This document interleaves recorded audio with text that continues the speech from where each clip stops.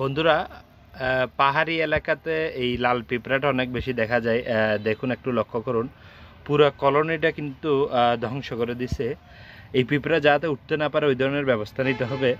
যদি এই পিঁপড়া উঠে তাহলে সেক্ষেত্রে কলোনিটা একদম নষ্ট হয়ে যাবে। আপনাদের একটু দেখাচ্ছি, দেখুন এইখানেও কিন্তু এই লাল পিঁপড়াগুলো আক্রমণ করেছে।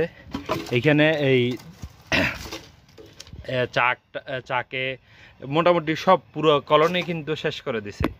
তো এটা আপনাদের অবশ্যই খেয়াল রাখতে হবে, কারণ যেখানে বক্সগুলো বসাবেন অবশ্যই খেয়াল রাখবেন যে লাল পিঁপড়ার উপদ্রব আছে কিনা, এবং যদি উপদ্রব থাকে তাহলে আপনাকে এমন ব্যবস্থা নিতে হবে যাতে এই পিঁপড়াগুলো মৌমাছিকে আক্রমণ করতে না পারে। সেই জন্য পানির কৌটা দিবেন, খুঁটির নিচে গ্রিজ দিতে পারেন, আরও বিভিন্ন একটু ওষুধ ছিটিয়ে দিতে পারেন। এই জিনিসগুলো কিন্তু আপনাদের অবশ্যই খেয়াল রাখতে হবে, কেননা এই এই এই মৌমাছিগুলোকে যদি আক্রমণ করে সেক্ষেত্রে কিন্তু পুরো কলোনি কিন্তু ধ্বংস করে ফেলে।